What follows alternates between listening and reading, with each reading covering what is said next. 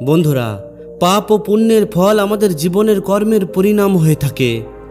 যারা ভালো কর্ম করে তারা পুণ্যের ফল পায়, আর যারা খারাপ কর্ম করে তারা পাপের ফল ভোগ করে। এটা একটা ধ্রুব সত্য যেটাকে সমস্ত ধর্ম মান্যতা দেয়।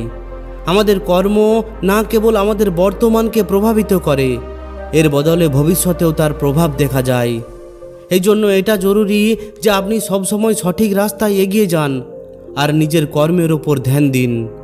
তো আসুন আজকের এই কাহিনীটি শুরু করা যাক। অনেক সময় আগে ভারতের উত্তর পশ্চিম অংশে একটি খুবই সমৃদ্ধ রাজ্য ছিল। ওই রাজ্যে ব্যবসা বাণিজ্য খুবই ভালোভাবে চলতে শুরু করে, আর সেখানে নানা ধরনের ব্যবসায়ীর বসবাস ছিল। ওই রাজ্যের সবথেকে ধনী ব্যবসায়ী ছিল রূপক নামের একজন ব্যক্তি। সে ওই ব্যবসায়িক ক্ষেত্রে এত বেশি সফল হয়ে উঠেছিল যে তার অনেক সম্পত্তি ওই রাজ্যের নানা জায়গায় ছড়িয়ে ছিটিয়ে ছিল। রূপকের কাছে অফুরন্ত ধন সম্পদ ঐশ্বর্য ছিল, কিন্তু তার আত্মা শান্তি ও সন্তুষ্টির থেকে অনেক দূরে ছিল।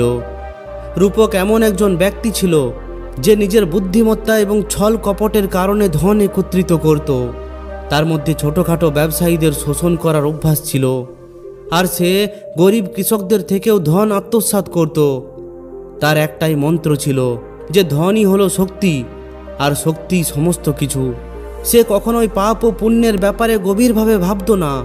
তার কাছে জীবন শুধুমাত্র লাভ ও লোকসানের খেলা ছিল, যাতে জেতাই ছিল তার মূল উদ্দেশ্য।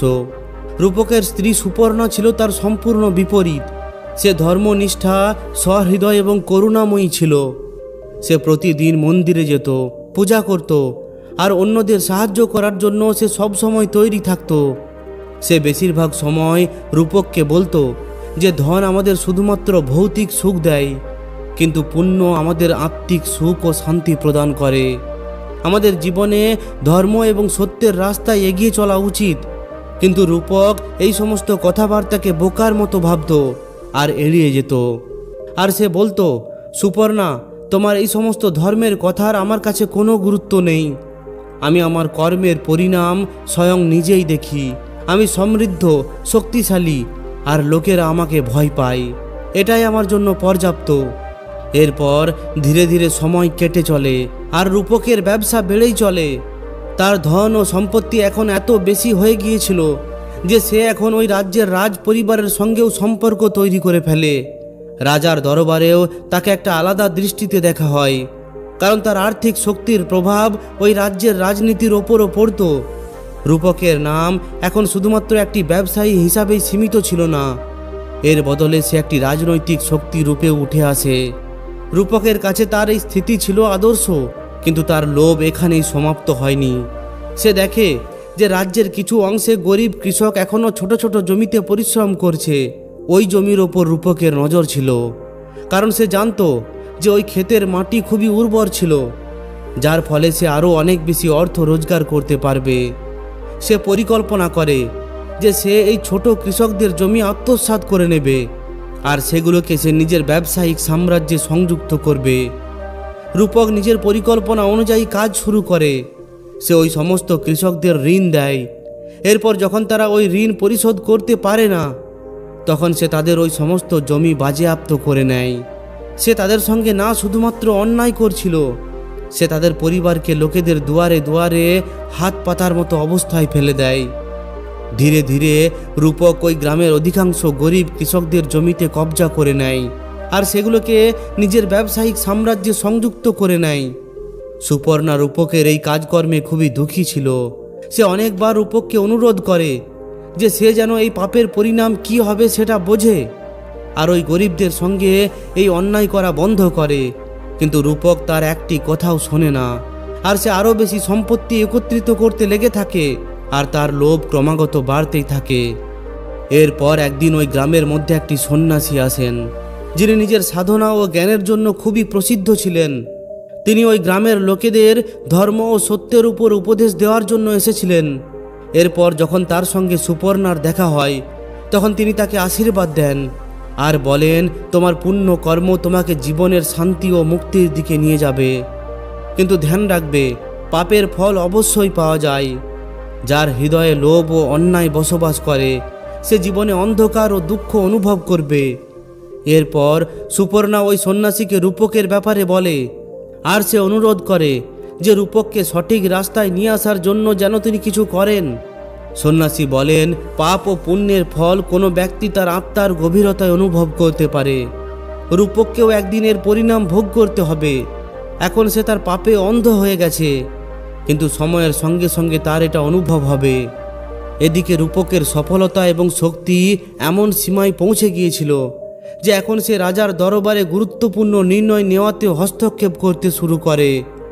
সে তার ব্যবসায়িক সাম্রাজ্যকে এত বেশি বিস্তৃত করে ফেলেছিল যে ওই রাজ্যের আর্থিক স্থিতিও তার উপর নির্ভর হয়ে পড়ে। রাজারও রূপকের আর্থিক শক্তির সঙ্গে মোকাবেলা করতে খুবই কঠিন হচ্ছিল, কারণ ওই রাজ্যের অনেক জায়গায় তার ব্যবসায়িক প্রতিষ্ঠান ছিল। কিন্তু রূপকের মধ্যে কিছু একটা পরিবর্তন হতে শুরু করে। তার এখন রাত্রে ঘুমাতে অসুবিধা হচ্ছিল। যখনই সে ঘুমাতে যেত তখনই তার আজব আজব স্বপ্ন আসতে থাকে, যার মধ্যে সে নিজেকে একটি গভীর অন্ধকারে নিয়োজিত হতে দেখে। সে স্বপ্ন দেখছিল যে সে যে সমস্ত কৃষকদের থেকে তাদের জমি দখল করে নিয়েছে তারা সবাই তাকে অভিশাপ দিচ্ছে। সে নিজের এই চেহারা দেখে কাঁপতে শুরু করে। হঠাৎ করে তার ঘুম ভেঙে যায় আর সে নিজের মানসিক দুঃখকে অনুভব করতে থাকে। ঠিক এই সময় সুপর্ণা এক পুত্রের জন্ম দেয়, যার নাম রাখা হয়েছিল সিদ্ধার্থ। সিদ্ধার্থ ছিল রূপক ও সুপর্ণার একমাত্র পুত্র, আর তার জন্ম সুপর্ণার জীবনে খুশি এনে দেয়। কিন্তু রূপক এখনও নিজের ব্যবসার খেলায় লিপ্ত হয়েছিল। তার নিজের পুত্রের ভবিষ্যতের জন্য তার কোনো চিন্তা ছিল না, কারণ সে এই ব্যাপারে নিশ্চিত ছিল যে সে তার পুত্রের জন্য এত বেশি ধন সম্পদ ছেড়ে যাবে যে সিদ্ধার্থের জীবন খুবই আরামে কেটে যাবে। কিন্তু সুপর্ণা খুবই চিন্তিত ছিল। সে এটা অনুভব করতে পারছিল যে রূপকের পাপের প্রভাব তার পুত্রের জীবনের ওপরও পড়তে পারে। সে চেয়েছিল যে সিদ্ধার্থ যেন একজন ধর্মনিষ্ঠ এবং পূর্ণ আত্মা হয়ে ওঠে, কিন্তু রূপকের ছায়া থেকে তাকে বাইরে বের করা সহজ ছিল না। সিদ্ধার্থের ছোটবেলা একটি সমৃদ্ধ পরিবারের মধ্যে কাটে, কিন্তু সে নিজের পিতার কঠোরতা এবং লোভের থেকে অজ্ঞাত ছিল না। সে যতই বড় হয়ে ওঠে ততই সে নিজের পিতার কৃতকর্মের ওপর প্রশ্ন তুলতে শুরু করে দেয়। সে তার মাকে জিজ্ঞাসা করে যে পিতা সবসময় গরিবদের থেকে তাদের সম্পত্তি কেন কেড়ে নেয়, এটা কি উচিত? সুপর্ণা তাকে বোঝায় যে পুত্র, তোমার পিতার এখনও ধর্মের জ্ঞান হয়নি। সে পাপ ও পুণ্যের অন্তর বোঝে না। কিন্তু মনে রাখবে, আমরা যে কর্মই করি আমরা তার ফল অবশ্যই পাই। সত্য ও ধর্মের রাস্তায় চলার পরই আমরা শান্তি পাই। সিদ্ধার্থ নিজের মনের মধ্যে এটা বসিয়ে নেয়, কিন্তু সে নিজের বাবাকে কোনো কিছুই বলার সাহস পায় না।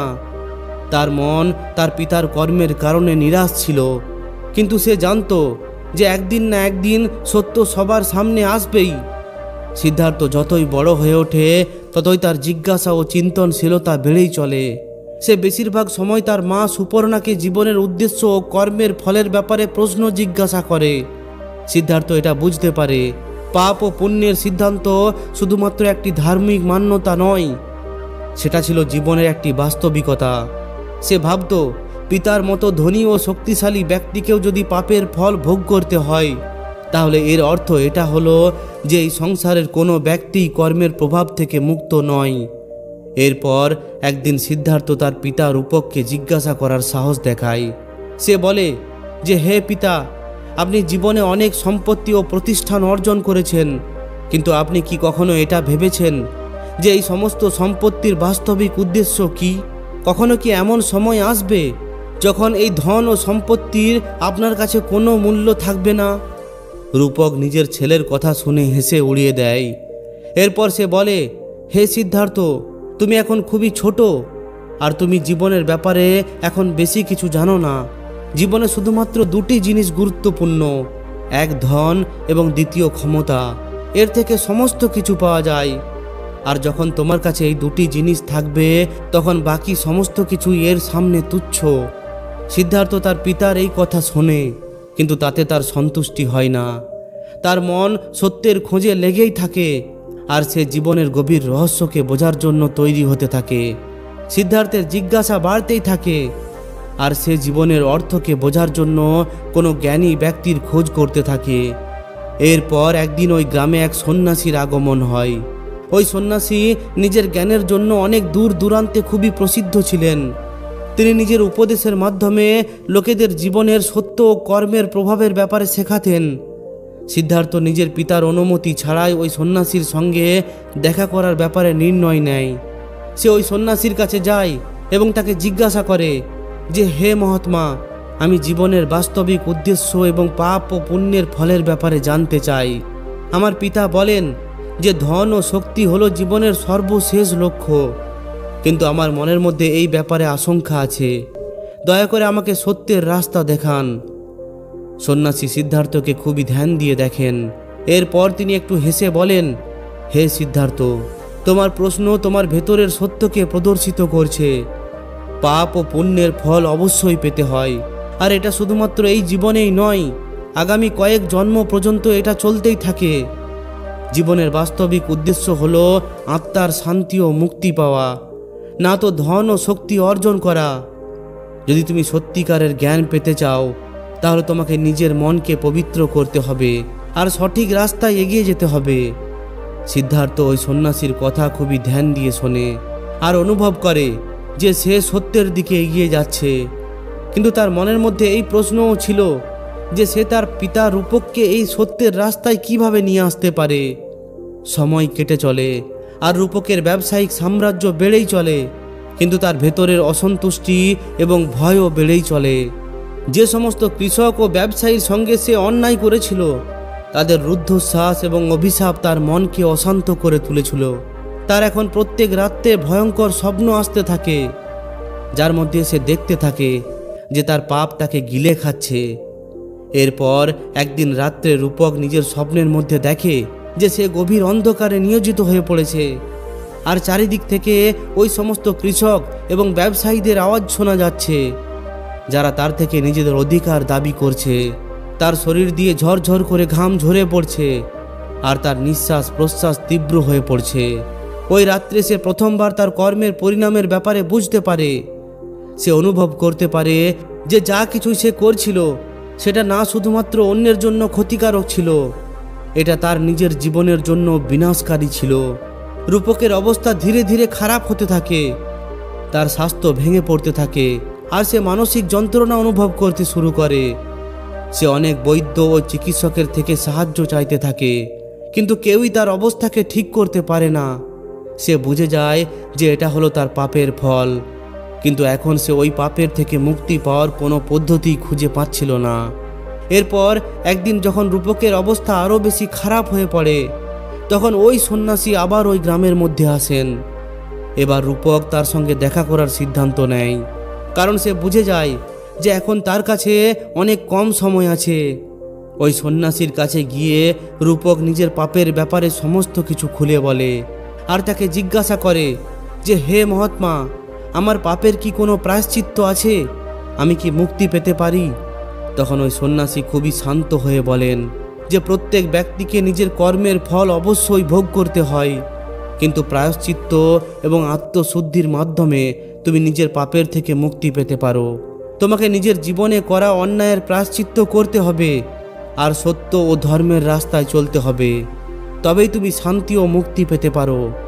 ওই সন্ন্যাসীর কথা শুনে রূপক নিজের জীবনে প্রথমবার সত্যিকারের হৃদয় থেকে প্রায়শ্চিত্ত করার নির্ণয় নেয়। সে নিজের সমস্ত সম্পত্তি গরিবদের মধ্যে বিলিয়ে দেয় আর ওই সমস্ত কৃষকদের কাছে ক্ষমা চায় যাদের সঙ্গে সে অন্যায় করেছিল। এরপর সে তার বাকি জীবন ওই সন্ন্যাসীর উপদেশ পালন করেই কাটিয়ে দেয় আর নিজের কর্মের প্রায়শ্চিত্ত করেই চলে। রূপকের প্রায়শ্চিত্ত করার কারণে সিদ্ধার্থও একটা শিক্ষা পায়। সে দেখে যে কিভাবে তার পিতা, যিনি এক সময় শুধুমাত্র ধন ও ক্ষমতার পেছনে ছুটে বেরিয়েছেন, সেই এখন ধর্ম ও সত্যের রাস্তায় চলছে। সিদ্ধার্থ এটা নির্ণয় নেয় যে সেও নিজের জীবনকে সত্যের খোঁজে সমর্পিত করে ফেলবে। সে ওই সন্ন্যাসীর শিষ্য হয়ে পড়ে আর নিজের জীবনে ধর্ম, সত্য ও করুণার সিদ্ধান্তকে পালন করতে থাকে। সে নিজের পিতার মতো ভুল না করার সংকল্প নেয় আর সমাজের সেবায় নিজের জীবনকে সমর্পিত করে দেয়। তো বন্ধুরা, এই কাহিনীটি আমাদের শেখায় যে পাপ ও পুণ্যের ফল অবশ্যই পেতে হয়। তাতে কোনো ব্যক্তি যতই শক্তিশালী এবং ধনী হোক না কেন, তার কর্মের পরিণাম তাকে অবশ্যই ভোগ করতে হয়। জীবনে শুধুমাত্র ধন ও ক্ষমতা গুরুত্বপূর্ণ নয়, এর বদলে সত্য, ধর্ম ও করুণার পালনই আমাদের সত্যিকারের শান্তি ও মুক্তির দিকে নিয়ে যায়। তাই আপনার কাছে অনুরোধ, আপনিও সত্য, ধর্ম ও করুণার রাস্তাতে এগিয়ে যান। দেখবেন অবশ্যই আপনি মুক্তি পাবেন। তো বন্ধুরা, যদি এই ভিডিওটি সত্যি সত্যি আপনাকে উপকৃত করে থাকে তাহলে অবশ্যই একটি লাইক ও শেয়ার করে দিন। আর যদি এই ধরনেরই শিক্ষামূলক ভিডিও আরও পেতে চান তাহলে আমাদের এই চ্যানেলটিকে অবশ্যই সাবস্ক্রাইব করে নিন। ধন্যবাদ।